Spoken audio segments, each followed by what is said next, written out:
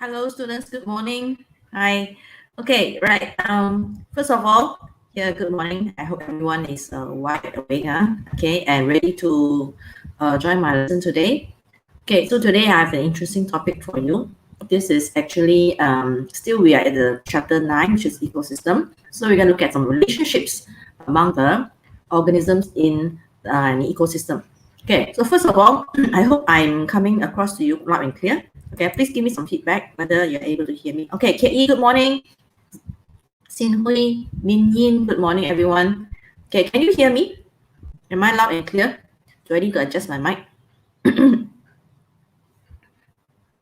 Is it? Right, I'm not muted. I can see that I'm not muted. Okay, so this is today's lesson. Okay, good morning, Hui Sir, yes, and Yi Hui.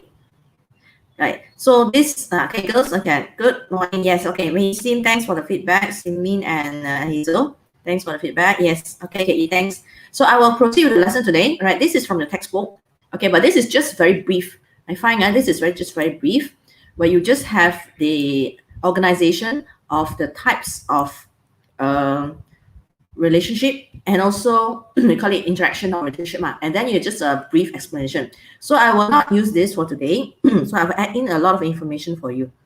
Okay. So if you look at this one, right. So types of interaction. First of all, let's look at the classification. Okay, the pembahagian. How many types of interaction? Okay, or we call it relationship. Interaction or relationship is the same thing. So, okay, your name, good morning, right? Kei, everyone. Now, first of all, let's divide their four. Just look, we follow this classification according to textbook.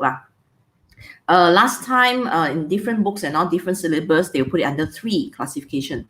Okay, so under only 3. So this one we look at 4. So first of all, is symbiosis. So the word sim means together. Let me see what sim, all right, let's put here. The word sim, whenever you see there's a sim, right, it means together. Biosis means living things or life. So the other words, they live together. These two organisms, they which have a symbiosis, a symbiotic relationship. So the word you use is symbiosis on its own. But if you want to say the type of relationship, you say symbiotic relationship. Okay, so symbiotic relationship, but you say symbiosis. Okay, so symbiosis, there are many different types of symbiosis. So these two organisms have a very close relationship. They live together, right? We call it in Mandarin we say 很密切的关系, very very close relationship. It's almost like one cannot live without the other except for the commensalism, right? Now, so you have commensalism. There are 3 under symbiosis. Commensalism. So I put a symbol here to show you the benefits or the what they call what advantage or disadvantages that they get. So if it plus minus and 0. For commensalism, plus means one party or one organism will obtain the advantages or the benefits. 0 means nothing. 0 means the other organism does not get anything. Again, does not win, does not even lose. So how to remember this? I just give a simple. The commensalism, there's an O here, right?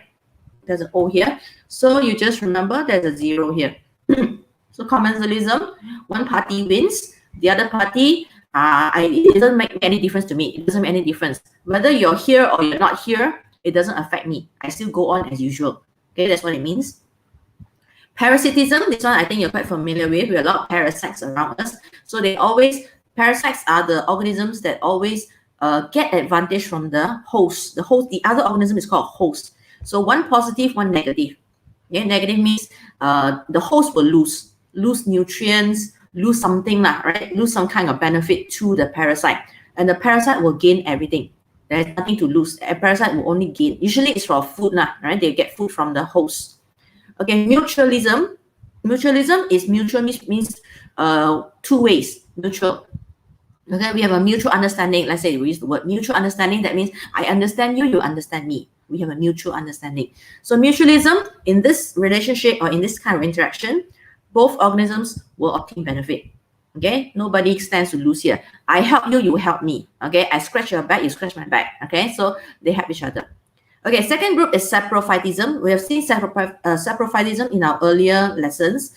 Basically are those fungus of fungi, and also saprophytic bacteria, which breaks down the organic or complex matter into simple inorganic substances. These are the ones which help in the decomposition. So you've seen that in your nitrogen cycle. Okay, right. Next one, prey-predator. This is quite easy to understand.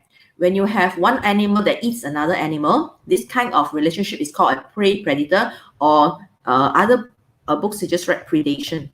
The relationship is of, we call predation. Okay, now here, I do see some students ask me how to remember this, because sometimes they get confused. They say which is the food, which gets eaten. Is it the prey or predator? Because these two words are new to them, all right? They are considered, not a simple word as just food lah. So how to remember? I just remember, give you a simple way. Like, remember the word prey has got 4 letters, P-R-E-Y. So does the letter food, F-O-O-D. So remember, the prey is the food. Again, the prey is the food. Okay, because I do get students who give me the predator, they get the wrong idea. They say predator is the one that is that is eaten, which is wrong. Predator is the hunter. Okay, the predator, hunter. The prey is the food. So remember, in terms of the letters, you have 4 letters for the food and then 4 letters for prey. So that prey is the food. Okay, this one is like a tiger hunts for a rabbit in the wild. Okay, or a cheetah hunts for an antelope, or what they call the gazelle in the Sahara, the what they call the Serengeti in the Africa, right, in the grass plains. Now, next one, competition. Competition, Huayi we say 竞争. 竞争, that means fighting. Okay, they're fighting to get certain things. Usually, these are the things that they want together. It's common needs. Okay, I want this, you want the same thing, that's why we need to fight. So if they do not want the same thing, actually there's no competition. For example, I want A, right? You want B. Okay, there's no need for us to fight. There's no competition. So your competition only exists when they have the same needs. Okay, so they want the same thing. That's why you need to fight. So competition, there are 2 types, inter and intra. Okay, see this word, inter and intra. So this means that what are the 2 organisms fighting about? What type of organism are they fighting? For example, if interspecific, that means these 2 organisms are of different species. So let's say a lion and a tiger, right? But of course, they don't appear together actually. Lion and tiger do not appear together, because in Africa, you get lions and the tiger you get in India. So I'm just giving a simple example lah. In fact, lions and tigers, they don't exist together. All right, a bad example, sorry. So let me give you another one. Okay, cheetah and lion. Yes, they appear. They have it in Africa. So if lion and cheetah, they're looking at the same antelope, they're looking at the same rusa or whatever. They both want the same food, but they are different species. So they're called, this kind of competition is called interspecific competition. Different species. For intra is the same species. That means lion and lion, right? Same species. They are wanting the same thing. They want that same food there. That's intra. Okay, so this is 4 types of interaction. So first of all, let's go through the first one. And here are the symbols again. Okay, so symbiosis or symbiotic relationship is an interaction between 2 organisms of different species. So remember to look here, we are always talking about different species, except for intra-specific competition. That one is same species. Okay, all the relationship we're talking about here, all the interaction here, we are talking about different species. So in a symbiotic relationship, okay, one species either benefits, the other species can be unaffected. Means that commensalism, not affected, then I don't lose anything, I don't gain anything, or it will be harmed. Okay, now, or you will get another, or you will also get advantages. Okay, so 3 types here. Let's go to one by one. Now, in the textbook, you only have the remora fish and so on. Okay, let's give you some more examples. Commensalism, they can appear among plants, and they can also appear among animals. So the organism that benefits is called a commensal. Okay, commensal is the organism that gets the benefit, the plus. While the other organism that does not lose anything or does not gain anything is called the host. So usually the host is bigger than the commensal. Examples, right? There are 2 groups. There are 2 types of organisms under having this kind of commensalism relationship. So one is called epiphyte, the other is called epizoite. Now, what is the meaning of epiphyte? Epiphyte, you see the word phyte. Whenever you see the word phyte, P-H-Y-T, sorry, it refers to plants. Okay, to tick. So plants is a phyte. Any phyte you see refers to plants. Okay, this one. Phytes, epiphyte.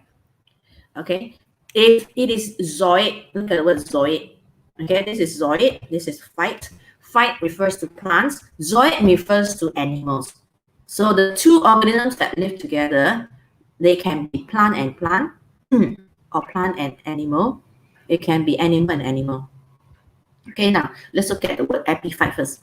Epiphyte, you've seen it before. When you talk about the nutrition in chapter 3, when I talk about, remember there's a group of organisms called a epiphyte, then there's also parasite, and there's also those who are carnivorous plants, the Venus flytrap, the pitcher plant, which also absorb, we also eat insects, okay, because they want to get nitrogen source, nitrogen supply. So epiphytes are green plants. So remember here, the first thing you remember is they are green. So they have the ability to make food. So they need sunlight, okay? So they are able to make food. They do not suck the nutrient from the host that they stay on because they are able to produce food. So there's no need for them to suck or to absorb the nutrient. They only live on top of the plant is to get support or maybe to get more sunlight. Because these these plants usually are very smaller, and also they will get covered by these big plants. So they will stay on top of these tall trees. So they stay on the branches there. And the purpose they do that is just to absorb sunlight. And they also get support. Okay? But they do not derive means get. They do not get their nutrition from the tree because they can make its own food. Okay? So all epiphytes are green. Now, what are the examples? Right? Pigeon orchids, staghorn fern. Okay, you've seen that before in chapter 3. Bird's nest fern, pleurococcus. This is a kind of an algae, okay, which stays on the bark. They live on the bark of the tree. Money plant, okay, money plant, you know lah. Money plant, most of them, they bring it into the house as a decoration, right? Those long twining, sort of like the branches can a bit, they're very long, and then you have these big leaves. They put into the house as decoration. They put into a bowl full of water with all this jelly that have a lot of water. Then we can call it a money plant. Right? Now, examples. Look at the examples here. This is a staghorn fern. They look like, the shape of the leaves. Look at the staghorn. Staghorn is like a stag. The stag is like the rusa, tanduk rusa. We call it pokok tanduk rusa in BM. Then this is bird's nest fern. Okay, bird's nest fern. So you can see they're all green. They always live on top of trees because they want to get more sunlight. And this is an orchid. An orchid, sometimes you have this bulb here. This bulb, what do you call this bulb? Yeah. Okay, this bulb here, which is succulent, and they can store water. And they have roots here which dangle out. So they're able to absorb moisture from the air. Okay, so when you want to water your orchid, you normally just spray onto the roots.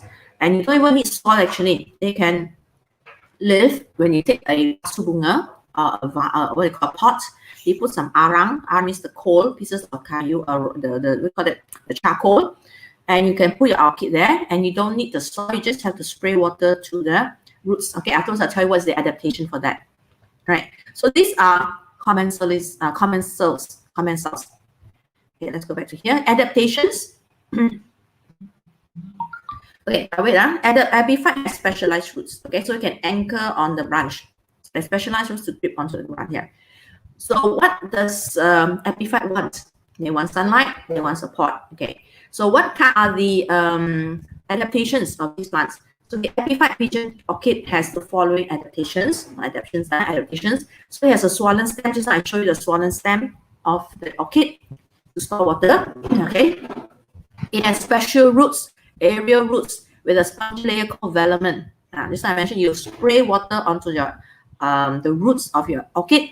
It can absorb the water from the spray water that you spray. Even if you do not, it can absorb the moisture from the air. Okay. Epiphytic ferns such as asplenium. This is asplenium. This is the bird's nest fern. Okay, platycerium. This is the staghorn fern. These are the adaptation. So I show you the picture already. Okay, here, these two.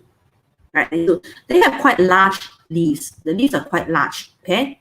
They can trap a lot of debris. They trap a lot of these tissues, like the leaves, dead leaves and so on. They trap there and then they will rot. So when they rot, it produces mineral. Okay, you get mineral from the rotting leaves and so on. Okay, first of all, let's look at the root system.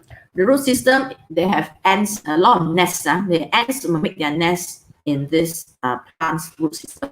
So they bring in the garbage, they bring in the dead leaves. So when these come in, these organisms will rot. Of course, there's bacteria there, all right? They rot and they will form nutrients. The humus is formed. So this in turn will give minerals. So they are mostly, their problem is they are not planted on the ground. You see, because they're on top of the tree, the roots do not get enough nutrients. If they're on the ground, no problem. In the soil, there's a lot of nutrients. So how do they get nutrients?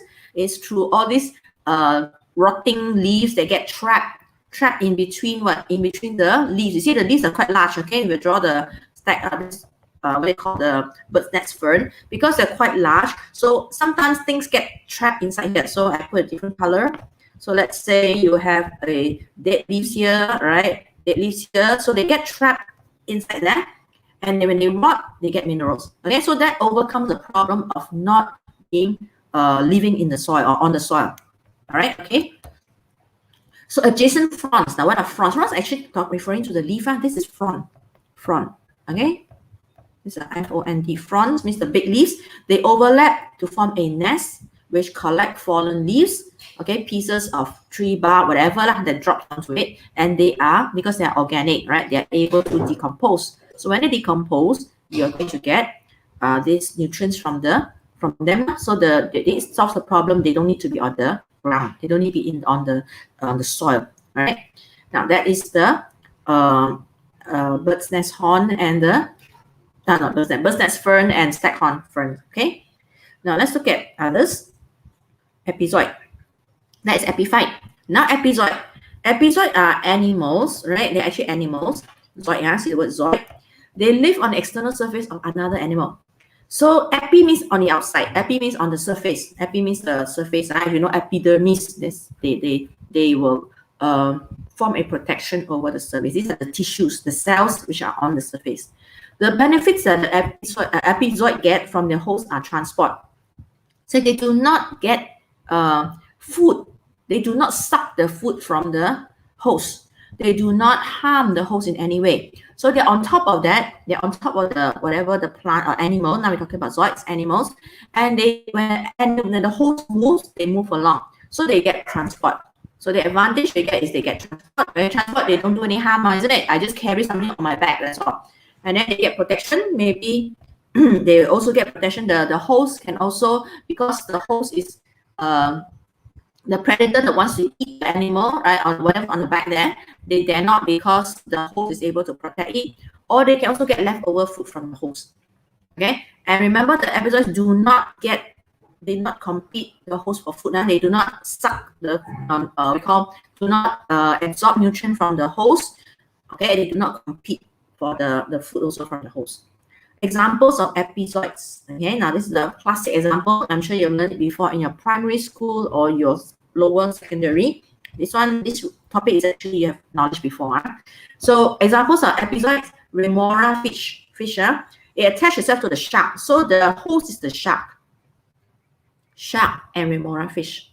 Okay, so you will see sometimes pictures like this. I'll show you pictures. I see this shark and remora. People will think, all right, this must be the baby of the shark. Actually, it's not the baby. Okay, you see them swimming together. So that everybody would think, oh, that's the mother and the baby along. Actually, it's not. It's a different species. That is remora following some sharks. So sometimes you will see that they swim alongside, or they may get even stuck to the underside of the shark. You see, because remora has got special suckers. This is the remora fish, the underside. This is a remora fish. It's not a shark. This is the remora fish. Okay, sorry. This is the remora fish. Okay, which actually has suckers. They have special adaptation for attaching itself to the bottom of the or to the side or the bottom, wherever on the body of the shark. Okay, what do they get from that? What do they hope to get? So they hope to get, they don't take food from them. They do not suck anything from them. they get transport, right? They get free transportation. Wherever the shark goes, the remora goes. The shark is not bothered, right? It doesn't do any harm. They may get food in the sense not they don't absorb the food, they get the leftover food. So whatever the shark cannot finish, whatever when the shark predates another animal, right? Whatever they cannot finish, all the bangkai, the sisa makanan, right? They will eat that. And they also get protection. Who dares to fight? Who dares to eat the remora when you have a big, it's stuck to a big shark? Right? Shark is at the top of the food chain. In the ocean, the shark, nothing actually really, eats shark for their food. So except for human, there's predation. The human is, we do it for, for other purposes. Like I mentioned in my previous lesson, no natural organism in the ocean actually eats shark as their food. So they are at the apex, we call it at the tip of their food chain. So they get protection. Nobody dares to attack a shark, okay? Nobody dares to attack the remora because of the shark. So but the shark doesn't get anything. It doesn't lose anything. It doesn't gain anything. So this is commensalism, right? Okay, next one, barnacles. Barnacles are those animals, right? Like, I'll show you the picture first. I'm sure you've seen it before. When you go holidaying, right? You go to the beach, you will go and see some rocks there. Now, this is a rock surface. Sometimes you see all these things stuck there, right? These are called barnacles. Barnacles, inside there, actually, they are animals. This is like crustacean. They come under the crustacean family or the class. And they actually have this crustacean inside there. Now, some are empty, nobody at home. You see, these are all kosong one. They have calcified. They are calcified. They are calcium there. They mix that structure there. So they feed on whatever that happens to swim by. Okay, they are filter feeders. So whatever comes out, they will just eat and grab. So they will come out. See, now you can see they're all retreated inside their shell there, inside their whatever the protection. So when it's time for feeding, they will just extend itself out and then they will just grab and eat. So they are sessile. Sessile means these animals or these species, they do not move at all. Okay, sessile organisms. They have no ability to move about. So actually they attach themselves very early in their lifespan and the life cycle. So when they are spawned, the parents will produce this, whatever, the baby, whatever, or the eggs are like. So when they are spawned already, they are drifting freely in the ocean. So they're going to find themselves and they attach. They're going to find some place to attach itself. Sometimes they attach onto rock. Sometimes they also attach onto crabs. You can see on the back of the crabs, right? They get on top of the crabs. They get on top of the shellfish or shell, whatever seafood or whatever. They also have all this. And also on the pillar of the jetty. The jetty, right? And you say, you also see all these barnacles there. So they attach there. Once they attach there, they attach for good.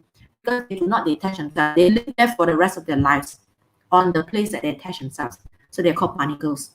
Okay, so these barnacles, they live on the shells of crabs, snails, cockles, sometimes on rocks, sometimes on the pillar of the jetty and so on, right? And they do not, they do not get any food from where they attach. They don't absorb from the crab and the snail, right? What they probably get is just like transportation. If it comes to crabs and snails, they get free transportation, so they do not get drifted all over the place in the ocean.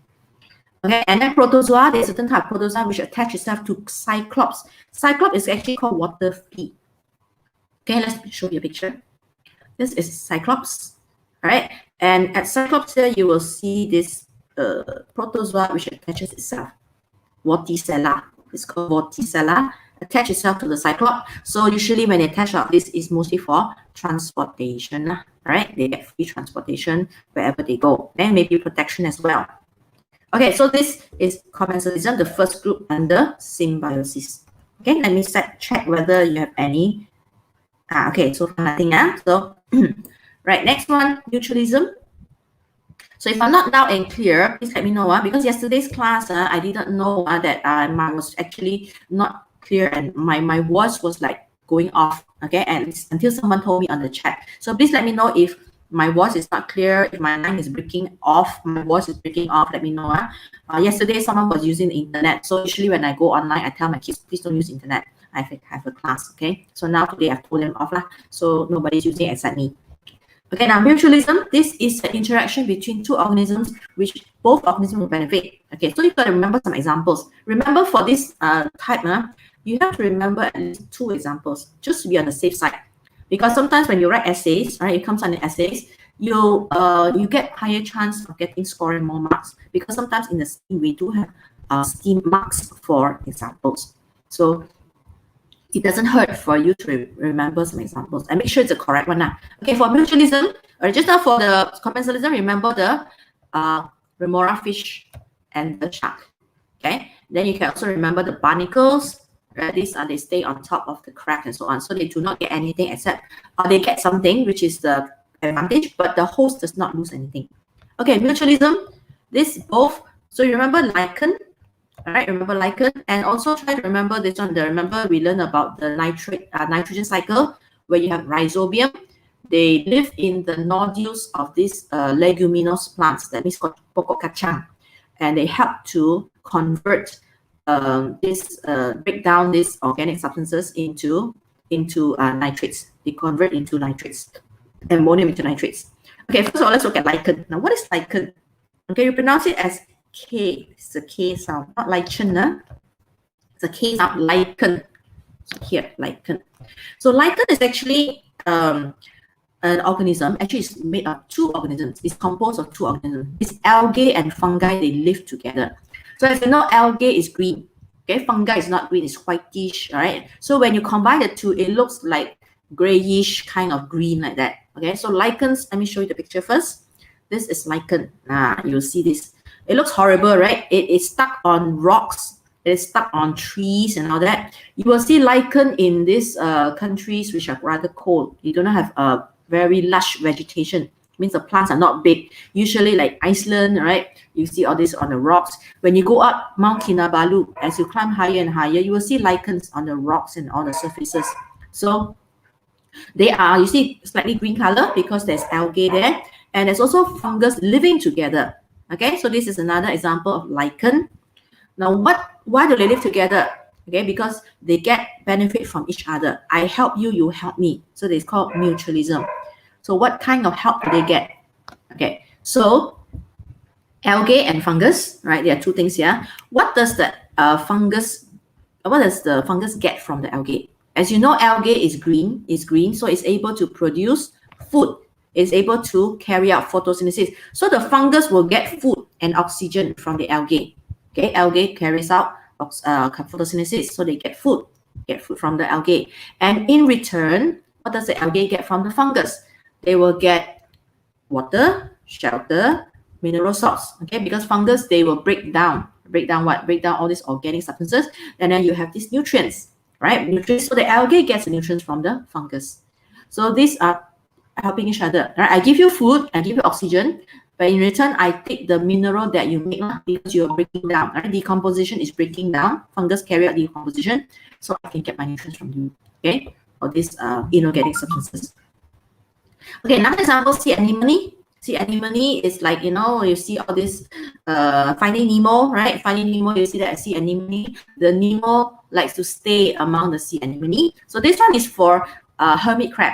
Yeah, this is a kind of crab which is quite weird. It's not the normal crab that you see, right? It's not the normal crab that you see. Hermit crab, it looks like a cross between a crab and a seafood. Okay, you know why? It looks like this. Let me show you. This is a hermit crab. It has a shell of a crab. Sorry, it has a shell of the seafood, but the body of the crab, okay, it's like this. Hermit crabs, when they are young, all right, they are spawned off by their parents, by the whatever their parent. Okay, they get all this. They are in the water, right, floating around. So as they grow, their body is actually quite kind of soft. They have to find an empty shell for protection. So they will, at the base, at the ocean bed, you will see a lot of course, dead shells, right? And where the body has already decomposed. But the shell will take a long time because it's calcified. It has calcium there. It doesn't really break. It doesn't break down very fast. So you will see all these empty shells at the seabed. So what happens is this hermit crab, they will crawl into this empty shell and make it as their home. And that will be their home, all right, until they grow to a size that when the hermit crab grows, because the shell is rigid, it's fixed, it doesn't grow. So what happens is they will leave their house, they're gonna find a bigger one. Okay, so this is what happens to hermit crabs. So hermit crabs, sometimes you will have this sea anemone staying on top. Okay, so you see this. Now this is the sea anemone, and this is the hermit crab. And the body, this half of the body is hard because it's a shell. But the inside part, actually nobody sees, right? The inside part, which is inside the shell, is actually kind of soft. The other half is soft. Okay, there's no need for it to come out, right? So this will be their shell, this will be their protection until the whatever lah, until they die, right? And you have anemone staying on top there. So what do? So they have mutual protection. They have mutual advantages. So what kind of advantages? Let's look at this. So for the hermit crab, right? Hermit crab obtains protection from the predator because of poisonous tentacles. The anemone has poisonous tentacles. So nobody dares to eat the hermit crab. And then at the same time, the hermit crab will give free transportation to the anemone. It also gives leftover food to the anemone. Whatever the crab cannot finish, the anemone can take it. Okay, so that is example of the hermit crab and the sea anemone. Next, nitrogen-fixing bacteria, which is called rhizobium. They stay in the root nodules of the pokok kacang legume plant. So what do? Remember, you learned in your nitrogen cycle, they carry out a process called nitrogen fixation. They fix the nitrogen and convert it into nitrates, which in turn will be used by the legume plant or the kacang. So the kacang gets nitrate. That means it is quite subur, it is fertile, right? It grows very well. At the same time, what does the plant give to the bacteria? It gives, of course, shelter. There's a place for it to stay inside there in the nodule, and also provide some carbohydrate or sugar for the rhizobium. Okay, I give you this, you give me that. So they live together happily, right? Happy family. Okay, next one. So in another example, termites. Termite is the white ants that eats up our wood in the house. The termite. Let's show you a termite. Now this is termite. Now termite, as you know, they eat what? They eat plants. They eat the wood actually. Now in the wood there is cell wall, because you have in the cell, there's cell in the wood itself also. You have cellulose as one of the nutrients inside the wood, right? But the problem is this termite, they cannot produce cellulase. So if they eat cellulose, actually they cannot get any sugar. They cannot break down the cellulose to form sugar, glucose. That means they're not getting any nutrients because they don't make the cellulase. They don't have the cellulase. So how? Okay, what do? Actually, they have to rely on another organism, which is a type of protozoa called trichonympha. This trichonympha, this is largely, the size is not the same. This is inside the stomach. This is called trichonympha. This is in the stomach of the termite. So this is actually inside here. So this trichonympha is the protozoa. This is a protozoa that can produce cellulase. So you see, it helps the termite to digest the cellulose. Okay, without this trichonympha, the protozoa living inside the gut, okay, or the stomach of this termite. In fact, termite, whatever they eat, is useless because they can't break it down. So they need the trichonympha. And in return, what does the trichonympha get from the termites? They get protection. When you live in something, you're more protected, and it also absorbs some nutrient from the termites. Okay, so this is the relationship for this is mutualism. So termites, these microorganisms are able to secrete, see the word here, secrete cellulase, which will break down the cellulose in the cell wall eaten by the termite. So termite really needs them. Without that, they can't get any nutrient from the food. Okay, so these are examples, 3 examples of mutualism. There are others, of course. Okay, there are others. You can search others, but enough for you to give 2 or 3 examples. Okay, now parasitism. There are many examples you can search. Parasitism, that's why it's easy to understand. You have one organism sucking the life off of the other one, all right, taking in nutrients, taking in blood, and so on. So you can remember the first thing that comes to your mind is a mosquito, right? Mosquito is our parasite. Even though they don't stay on our skin forever, but they do come, and then it is a parasite because they take nutrient from us. They also give us diseases, so we are harmed. Okay, the organism of the host will be harmed, whereas the parasite will always gain. They always get something good from this relationship. Okay, there are two types of parasites. One is called ecto, one is called endo. Ecto means external, endo means internal. They live inside the body of the host. That's called an endo. Okay, let's look at ecto first. Ectoparasites, what do they get from the host? They will get food lah, because they suck, right? They will puncture the skin. They will inject they will just puncture through with their proboscis, and then they suck whatever they want, right? This is for mosquitoes. They get protection. Like for example, the lice, the ticks, and the flea for the dog, right? They stay on the dog fur and they get protected. Right, they also get transportation, right? They don't need to be scurrying around looking for food, because the food, they are staying on the food actually, right? The dog has a lot of ticks or lice, kutu, right? So that whatever they stay on is their food. Okay, so convenient, you're staying on your food, just absorb anytime you feel like eating, just absorb. Okay, so these are various type examples are ectoparasite, fleas and lice. Okay, they feed on the blood of the host, for example, mosquito and ticks. Okay, let's show you some examples. Now, the flea and tick, they're different. Yeah, where is it? Here, all right, here. Yeah, now, flea is different. Flea, they actually jump. They can jump. The flea, they are not very big. You see some of the dogs will have flea, right? Some will have ticks. Now, this one I think is quite common. You see this kacang there? I always call it kacang when I see it on my dog. This is a small size, which has not been engorged yet. When they eat so much, the body become bloated. They call it engorged. You see from the body, you see this is the mouthpiece here, the body front part is so big, right? Compared to the size of the body, this is the size of the body. But when they start feeding, when they start eating until they get so greedy, right? They get so big, you see, you can see a little piece of kacang there on your body of your dog. Now that is a tick. This is a tick. Okay, but this is a flea. The ticks do not jump. Ticks, they get attached there. You want to remove, quite difficult. You can see the mouth is already stuck there, is it? Sometimes when you remove, you end up tearing a little bit of the flesh of the dog. I'm sure the dog feels pain.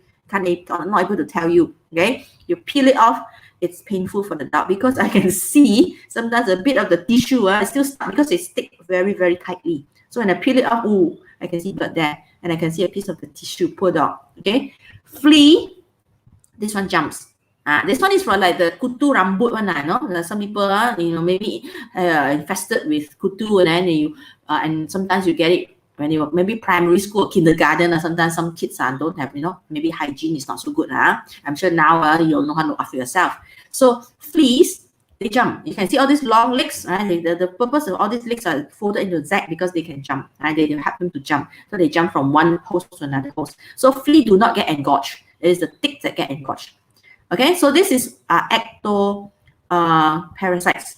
They eat, they drink, or whatever, they absorb, nutrients from their host. Okay, now one other example of ectoparasites are aphids. Okay, I will not delve into barnacles. I'm not too sure about barnacles being ectoparasites, so I will not discuss about this one.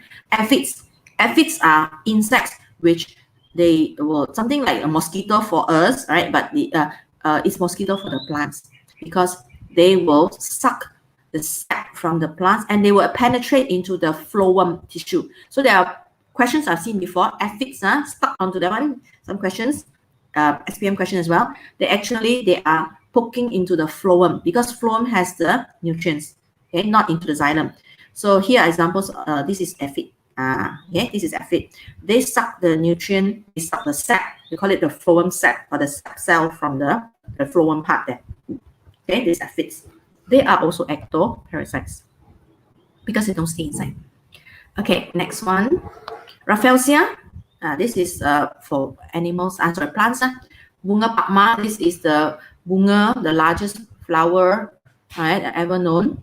They smell, because they smell of dead bodies, and a lot of flies go there. So the fly is the pollinating agent for the bunga pakma. We call it Rafflesia. All right, okay. They grow on the roots. Yes, no leaves, no stem, and they have filaments which grow into the roots of the host, and they absorb the nutrients. Okay, then you have look at the ectoparasites. They are adaptations. Now this is an important part. usually for questions when they talk about all these interactions between organisms, so one thing that they always ask you will be in adaptations. Adaptation is very common question in biology because you need to know what makes it able to do this, what makes it able to stay here. Okay, why are they able to stay in such extreme weather, extreme conditions, not weather, extreme conditions? Because they have different adaptations. They have specialized mechanisms. So you have to talk about that. Okay, so always answer questions with adaptation with F and E. F is talk about what they have first. Okay, I always stress F, and then E is explain. Explain how this feature helps. Explain about feature. This feature, how does it help this organism do the job? Okay, how does this thing, what is the feature of this thing? How does it help the thing to do the job? Okay, so you have, when they have parasites, some of them, they stay onto the parts, the host for good. So they need to attach themselves. They have organs, special organs for attaching themselves. Okay, so for example, the louse or the lice, lice is plural, louse is singular. It's hooks on the legs. They have structures for sucking nutrient. They have special things for sucking. Like mosquito, we have this proboscis, long like needle-like structure, right? It's a proboscis. They find a capillary. You poke into your skin, under your skin, and they find the capillary to suck, right? And when they suck, they need to make sure your blood doesn't clot, because when it clots, they cannot suck it. So they have to have anticoagulant substance in their saliva. Okay, when they penetrate into your capillaries, actually their saliva has an anticoagulant to stop it from becoming solid. Okay, if it's solid, they can't suck it anymore. All right, okay, so let's look at other things. Now, worms. Now look at endoparasites. Okay, endoparasites. These are parasites which live inside their host. So there's mostly organisms that found their way into our body. How they find their way sometimes is through your food is dirty. It has these eggs, or your fingers are dirty. You have done some gardening. All right, the worms, whatever, they have all this in the soil. So if you do not wash your hands properly, they go under your fingernails and so on. And then let's say you eat, these eggs find their way into your food, into your body, and they will stay there. They will stay there because this is the best place for them to stay. You are giving them lots of nutrients, you're giving them a lot of protection, so they don't want to come out. Okay, so and some they go to migrate to the liver. Some like Plasmodium. Plasmodium is the protozoa which causes malaria. So they migrate to the liver once they find their way into your body through the mosquito bite, malaria through mosquito, Anopheles. So they bite this egg, whatever's inside the saliva, in the saliva, I mean the blood of this animal. It goes into your body, and then it goes into your blood. It finds its way in the liver. Okay, example of that will be this one, Plasmodium. So Plasmodium is the one that causes malaria, right? And this Plasmodium migrate to the liver, and they will thrive in the liver. They will make copies. They will multiply in the liver, and then you get your malaria. Okay. Others are worms. Worms in the gastrointestinal tract. That means your intestines, not in the stomach, but in the intestines. So they stay there because they can get a lot of nutrient, digested nutrient. They don't even have to digest. All they need to do is to suck because you have digested the food for them. So it's all simple only. Glucose, amino acid, and whatever. Okay, the glycerol and whatever. All these things. This one is not on there. Amino acids, vitamins, everything's all there. Okay, so they just need to suck. Examples are roundworm called Ascaris. So they are cylindrical shaped body. Tapeworm is long and flat, and fluke is a flatworm. Okay, so these are organisms which causes harm because they suck our nutrient. They sometimes even causes diseases, like for example the malaria. Okay, let's show you some examples. Now, okay, it's not very nice, not a pleasant picture to see, right? But I have to show you because these are, look at the tapeworm. You have this magnified, highly magnified. You can see they have this sucker, right? The sucker, they stick itself into the intestinal tract of your body, usually in the small intestines, all right? And they suck the nutrient there. Okay, this is the one in situ, right? And this is a picture that is taken on the spot inside. All you see at the side here, this is your intestinal walls, and you can see a tapeworm there.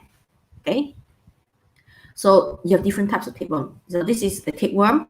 Now this is roundworm. Roundworm, you can see it looks horrible, right? You feel very giddy, yeah. And it looks a lot like the earthworm, right? Right. This is very long, so they can turn out to be very very long and be very surprised. I've heard of cases in the intestine or the animal of the horse or whatever, they take out the worm that is like don't know how many meters long, because they are very long and they can just find themselves inside there. It's all curl up together. This is fluke. Fluke is a flatworm. Okay, it also absorbs nutrient from the organism, from the host. All right, so here, so the roundworms and tapeworms, they are found in the intestines, right? They usually, the host will suffer from undernutrition or they get less nutrient. Okay, so you can see sometimes kids, when people say, oh no, the kids never grow up, they always say, in Cantonese, we say, sang kam chik, sang kam chik. Sang kam chik means the person will have maybe worm infestation in the intestines. So what do they do? How do they remove all this? It's not easy to remove because they have suckers, and they also have got hooks inside that they latch onto your internal organs, the structure of your intestine. So you need to get medication. You need to go to the pharmacy and you say, I want to remove these worms inside and they give you Zental probably. Okay, all these are deworming. Okay, even when you go for a dog for injection, they give you deworming medicine for the dog. Okay, so that there are worms inside, because the dogs, they eat a lot of things, right? They smell, and then they will they smell in the soil everywhere. So in the soil there will be eggs of these worms. Okay, now what are the adaptations for this kind of endoparasites?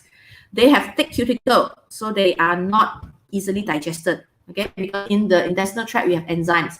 You will have things to break down. Okay, you have acid. So they want to prevent digestion. They have thick cuticle for protection. They have organs of attachment, okay, hooks and suckers that enable them to stay there for a long time. They do not get passed out from the system. They don't get to be excreted in your feces.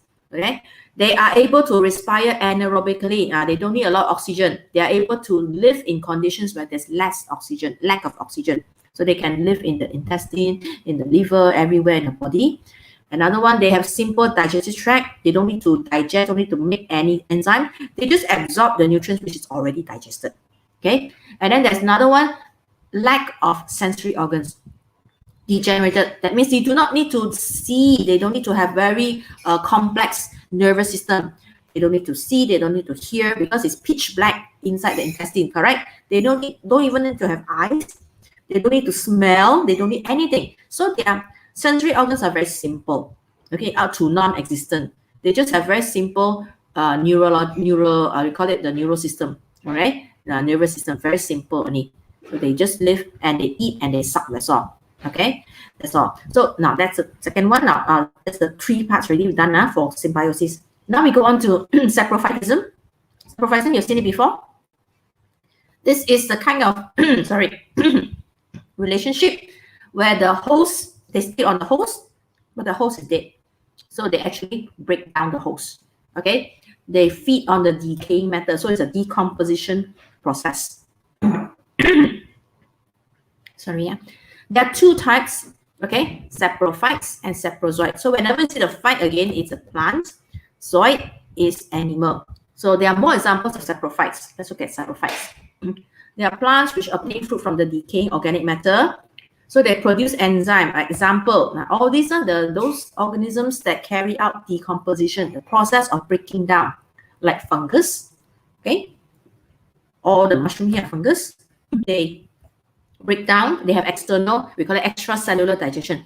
The enzyme is produced, but it's outside their body, outside their cell, and then they break down the substance and then they absorb the substance back into the body. Okay, mole is fungi. Okay, generally, okay, mole is like what we have it on the bread, mean bao mei, we call it mucor. Okay, they have all these white strands here, which we call hypha. All right, and then the hypha is considered itself. Then we have the network called mycelium. That one you've seen it last lesson. I mean, in the previous chapter, and they produce spores for reproduction. Now here, mole. Sometimes you see this word mole or mole, which is correct? Okay, so let you know also. Now, which is correct? Actually, both acceptable. Okay, I found out this one. So for mole, this is American spelling. Okay, American spelling is mold, M-O-L-D. But for British spelling, you put MOULD. So usually we are more inclined to follow the British spelling, okay? Because we do not spell color as COLR. This is American spelling. For British spelling, it's COLOUR. So we follow, right? Better we follow the British spelling. So it's mold, MOULD. Okay, so let me see what else I can show you. Okay, done the pictures. Now, so mold, they produce enzymes and they will digest the food externally, and then they absorb the digestion food back into the body, into the organism through the hyphae.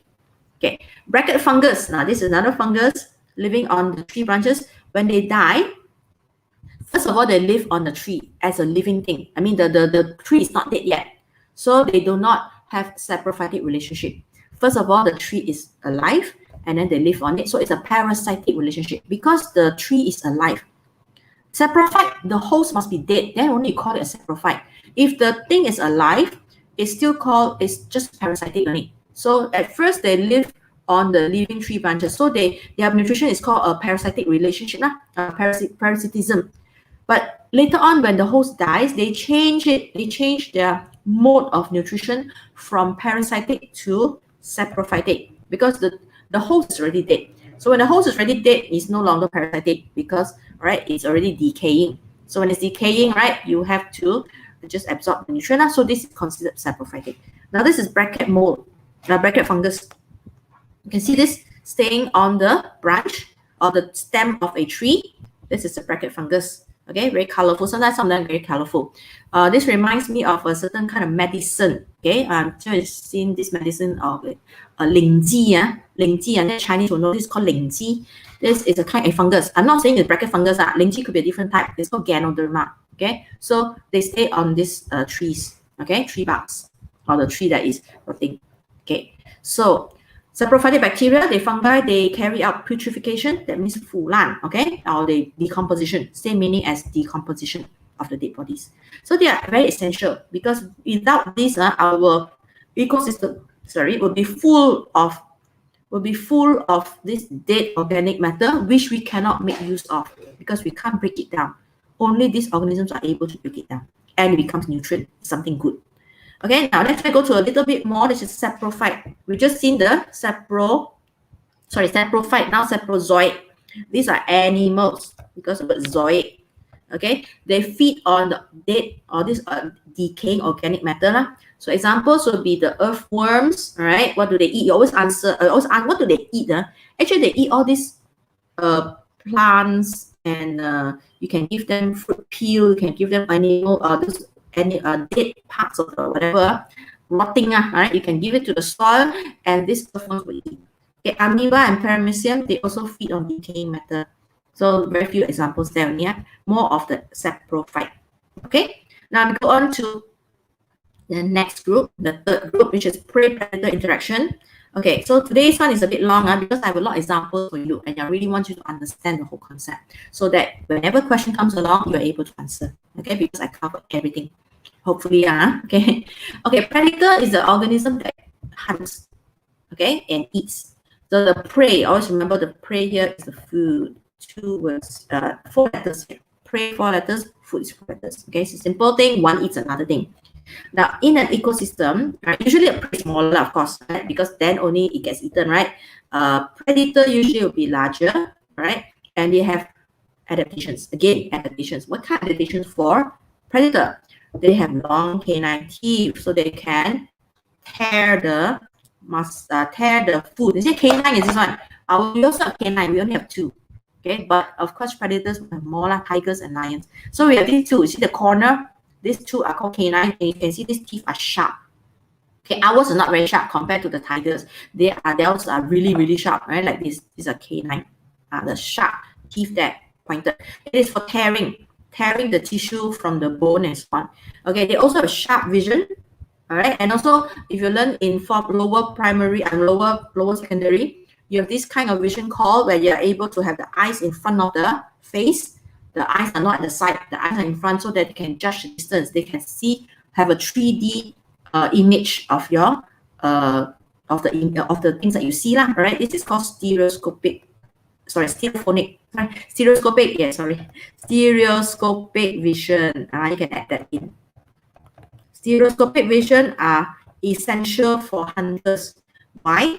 Essential for predators because they need to see and they need to judge the distance. They need to know how far the food is in front of them, so they can they can adjust their pace. They can run how fast, so they can chase after their food. Okay, stereoscopic vision. And also they have sharp claws so that they can catch it, they can kill it, and they can also rip their tissue and open up, okay, sharp claws, so they can capture, they can kill the prey. So these are the adaptations. Now, on the other hand, the prey will rely on the speed. They hope they can run faster, but mostly it's camouflage. Camouflage, that means the body sometimes they blend into the background. Okay, so for example, zebras with the black and white stripes, right? Sometimes they blend because of the grasses and all that, right? So it's more difficult for to be seen by animals, seen by the hunters. So they have this camouflage. Okay, and for prey, it's important for them to have monoscopic vision. Monoscopic vision is so that they are able to detect the approach of predator from many angles, from wider range. What they can see, they almost can see behind their back. Okay, almost, I think about 270 degrees vision. Monoscopic vision. Their eyes at the side, they can see wider, right? The field of vision is very wide, so they can detect the approach, their predators approaching, and hopefully run before they get hunted or they get chased by this one. Okay, let's look at the relationship. There is a graph. Okay, there's a graph that you must remember. This is the relationship between the number of predator and the prey in a certain ecosystem. Okay, let's look at this. This is the population number. Now, predator, I put, let's say, in yellow. Okay, now this is prey, I put prey. Look at this line. Now, sometimes you will be confused which is the predator and which is the prey. Okay, so it's easy to see actually. I'll tell you how to remember, how to see and how to remember which is predator, which is the prey, looking at the lines. No need to tell you which is which, you can see. Okay, this is the prey. Okay, prey I put in yellow. Okay, prey I put in yellow. The dotted line is the predator. Okay, let's look for example, this is a rabbit, right? Rabbit in the wild, not the domesticated rabbit, and the tiger. Now you see that both the predator and the prey, the number will fluctuate. Fluctuate means going up and down. It will not be consistent. It goes up, it goes down, it goes up, it goes down. But they do it together. You can see there's a pattern. There's a pattern. Okay, now why does that happen? Okay, let's see. Now, first of all, let's say in that ecosystem you have a lot of let's say a lot of prey. They started off with here. You can see here, started with prey. All right. Now, when there's a lot of prey, that means there's a lot of food. That means for the predator. So your predator population will also increase. Correct or not? When there's a lot of food, your predator will also increase because there's a lot of food. They will multiply. It's like good times for them. There's a lot of food. So you can see when the prey is a lot, right? You can see that the predator is so high. Okay, here.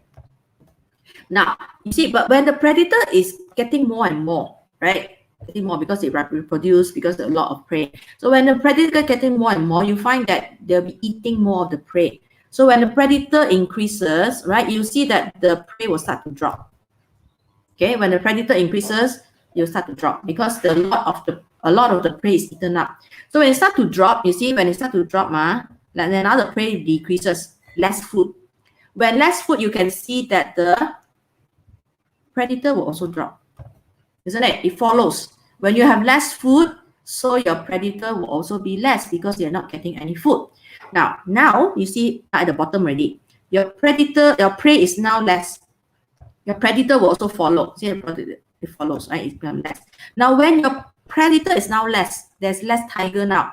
So when there's less tiger now, there's more chance for the rabbit to reproduce. So now, what happens when your predator becomes less? Your prey will increase. Okay, your prey will increase. Okay, so when your prey increases, more and more food. Again, this will help to support the population of the predator. The tiger will increase. When your food increases, you can see your tiger will increase also. See that? So now when the food is up there, right? When a lot of food, so your tiger will also start to increase because there's a lot of food. And the same thing happens, the cycle will repeat itself. When you have too much of the predator, you see the predator is now too much, so many already, then your prey will drop. See? Because many of the rabbit gets eaten. You have so many predator now. So your predator prey becomes less. So you can see there's a pattern. It's called a cyclic pattern. Cyclic means it is like a cycle. It goes up, it comes down, it goes up, it comes down. Okay, so look at the explanation here. How do you explain that? I mentioned that in words, but now you see how to write it. When the population of a predator is high, that means now there's many tigers. So the population of the prey will decrease, isn't it? Because many rabbits will get eaten, right? Because the prey are eaten by the predator. So now the prey decreases.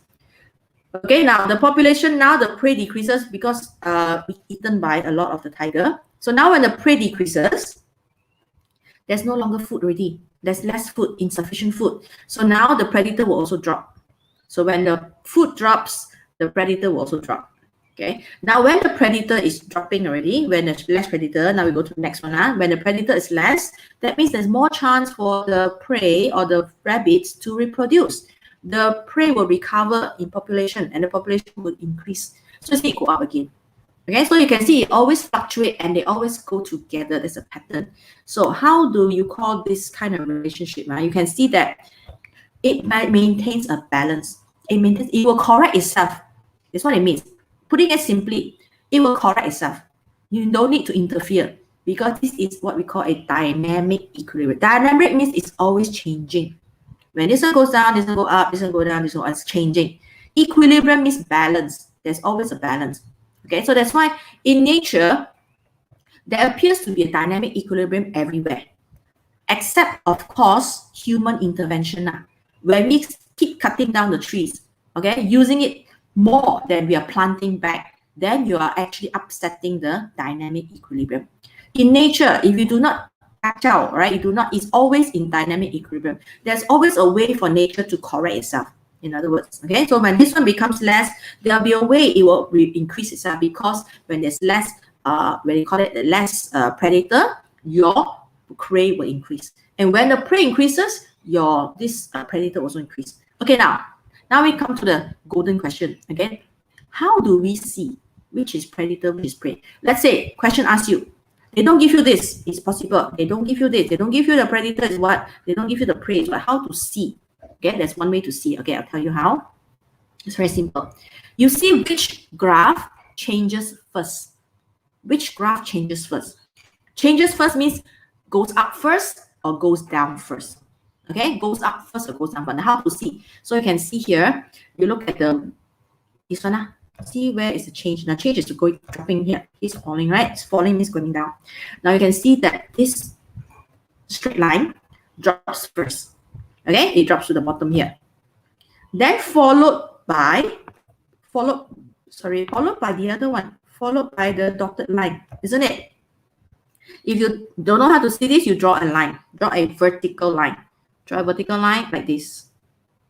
Okay, now at the vertical line where it cuts, you see which one falls first. So this one drops first, followed by this one. This one comes later, isn't it? And then we're all about changing, going up. You see how it goes up? Which one goes up first? Okay, let's look at here. You see this line goes up first, then followed by this one, isn't it? Correct now. It's always you can see wherever you see in this pattern here, it's always the continuous line changes first. Either it drops first or it goes up first. Here, it goes up first. Right? It goes up, then followed by the next one. Okay, now this shows that the one that drops first, the one that changes first is always the prey. It's always the prey. Okay, remember that. Because it's the prey that changes, that causes the predator to change. The predator is dependent on the prey. So when the prey changes, then only the predator will follow. Okay, so that's a very easy way to remember lah. So from here, you can straight away, let's say the question comes out, you can straight away, you can already identify this is the prey and the dotted line is the predator. Okay, so easy, right? So I've given you an it's actually, this is useful when you answer questions. Okay, let's go to the last one, competition. Competition is an interaction between two organisms or two populations who can obtain the common basic needs. This is important. Why do they need to fight? This is like fighting, competing, 竞争 is like fighting, okay? Why do they need to fight? Because they want the same things. This is very important. If they do not want the same thing, there's no point to fight. I take A, you take B, right? I don't want your thing, you don't want my thing. What for? You got what you want, I got what I want, isn't it? So I don't need to fight with you. So this is because they have different needs. But if they have the same needs, okay, let's say this is an animal, all right? It's a food. This is the food for this one. This is A wants to eat this one. B also wants to eat this one. So they are fighting. In other words, they have to compete, all right? See who's stronger, who is more ganas, who can beat the other one, I will get the food. Okay, that's why this is called competition. Remember, they must have the same common needs. Okay, so plants will compete for what? What do they? And oh, sorry, another thing, it must be limited. Yes, important. Two syarat. What they want, it must be limited and it must be both also one. Limited means there's only one. There's not enough to share. If let's say you have an X here, right? You have an X here, you have a Y here. There's no need to fight. I have X, you take X, I take Y, isn't it? There's no need to share, there's no need to fight. Correct? So it's limited is important here.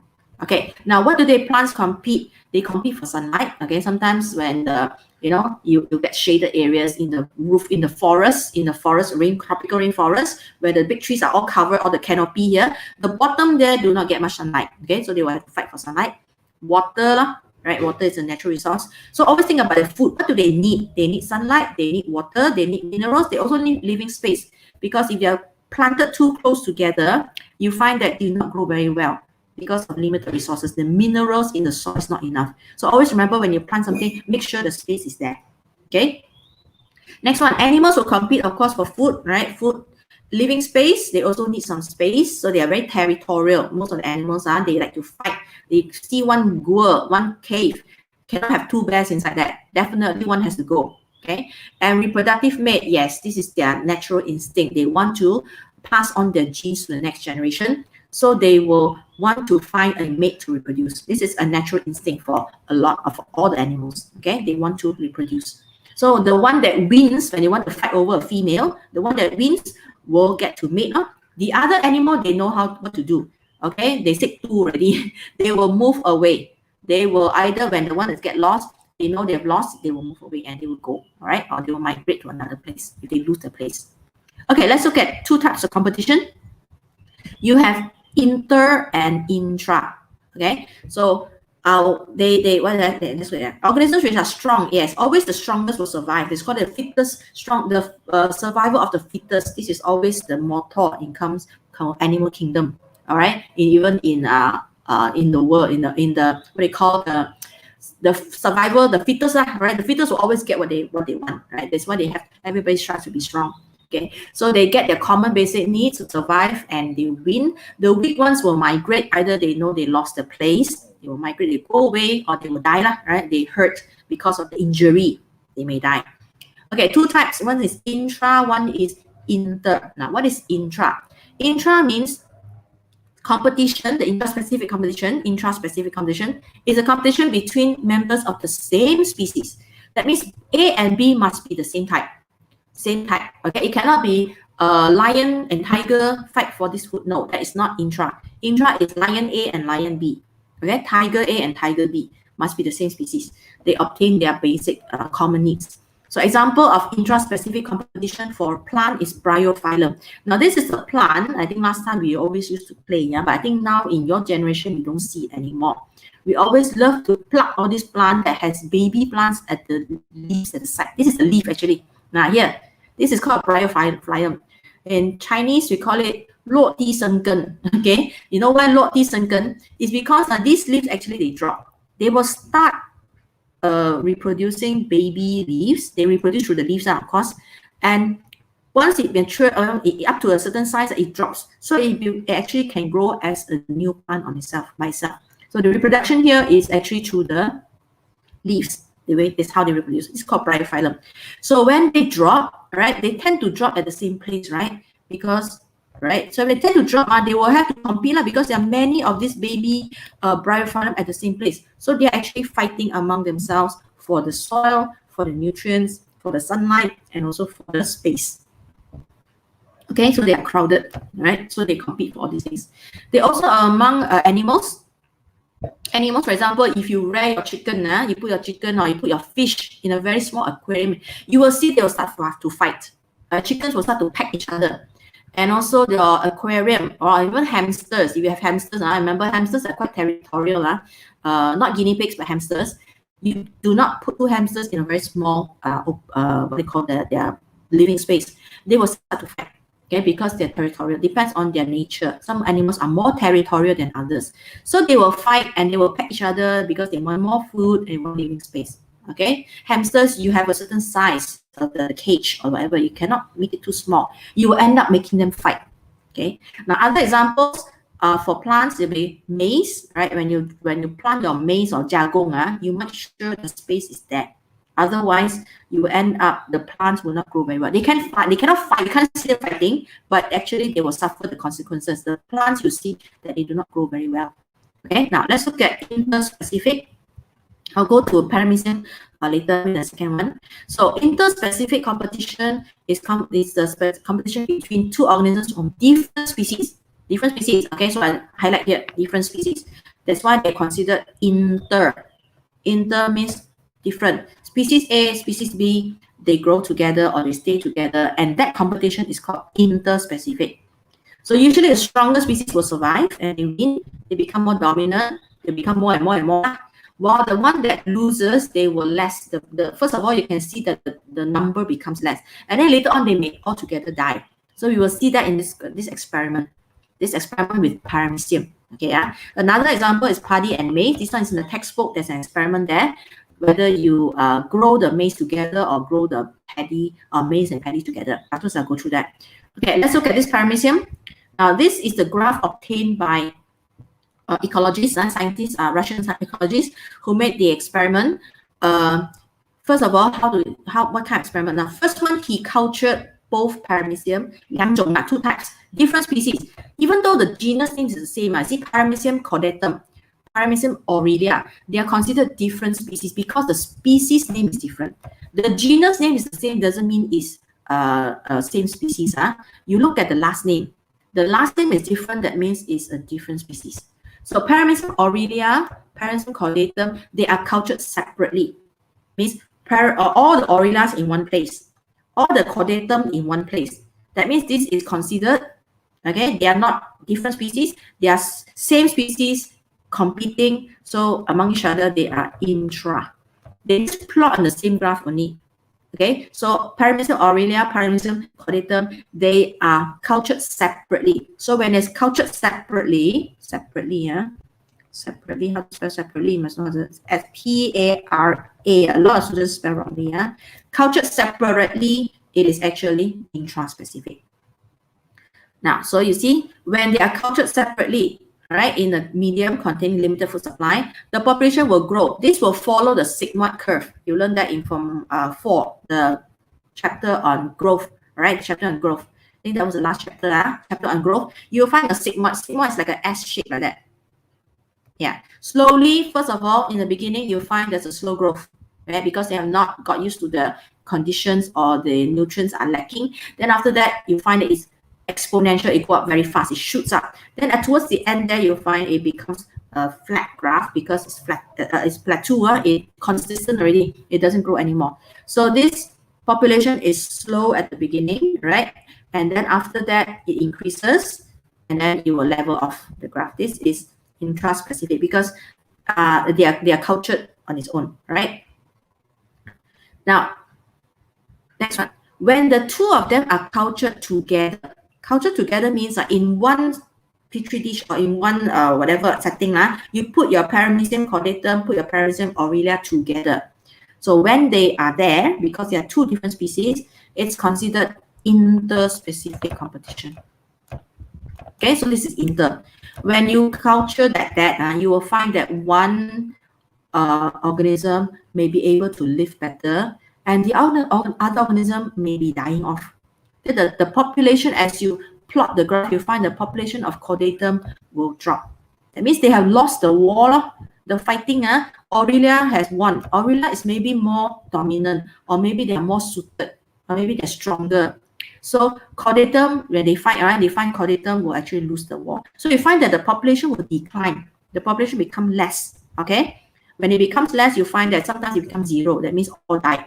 Okay. So interspecific competition for this one, if they culture them together. So you can see very clearly now, Aurelia is the dominant, right? It has a higher rate of reproduction. This shows that it has won the competition and the number will increase. Whereas chordatum, it lost the competition. Okay, so these are the competitions. Okay, so here, just look a little bit more. So now when we're going to ask you a question now, which one is more intense? The competition in interspecific or intraspecific, more intense. More intense means the fighting is stronger. Which one? Okay, so here you can see here, usually intraspecific competition is more intense. More intense means, let's say I got A and an A all grow together in the same space. That is intra. The fighting is stronger here because they all, the reason here is because they all want the same things. Okay, because they have the same niche. They also compete for exactly the same resources. So they are more, what they need is everything, all of them have the same need. So that's why they will be fighting more intense. Whereas for interspecific, for example, A and B, this is A, this is B, this is A and a B, right? This is A and a B. They grow together, they are cultured together. The competition may not be that great because A will have needs maybe similar to B, but B may be a little bit different. They want something that the A doesn't want, okay? Or maybe A wants something that the B doesn't want. So the fighting is not so strong. That's what it means by this, okay? So in interspecific competition is less intense. Intraspecific competition is more intense because the reason here is they have the same they want exactly the same because they have the same genes. When you have the same genes, that means your physical, your whatever you want, your needs are all the same. So they will want the same thing. So they'll be fighting more. Okay, so one more last thing about the corn and this one, I need to go through a little bit more, just a bit more. Now here, where's the corn? Experiment. Oh yeah, okay, so this one is your textbook, right? So one is intra, one is inter. So you see the C refers to corn. So you're going to plant the seeds. C is corn. So you can see all the corns are in one place in the tray A. Then for P is paddy seeds. You plant all your paddy seeds in tray B. Okay, and then now for tray C, you put your paddy and corn together. Okay, now so the question can ask you which one is interspecific, which one is intraspecific. Now, this is very common now. Question asks you, right? It's very easy to see, right? If there's only one type, it's called what?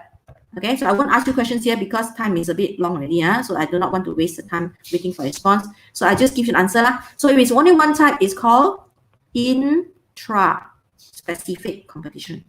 Same thing in B is intra because it's only one type. But for this one, you see two types. The different paddy and corn are different species. That means there are two different species. It's called interspecific competition. Okay, so this one can come out in an objective question, right? You see, you need to know what is intra, what is inter.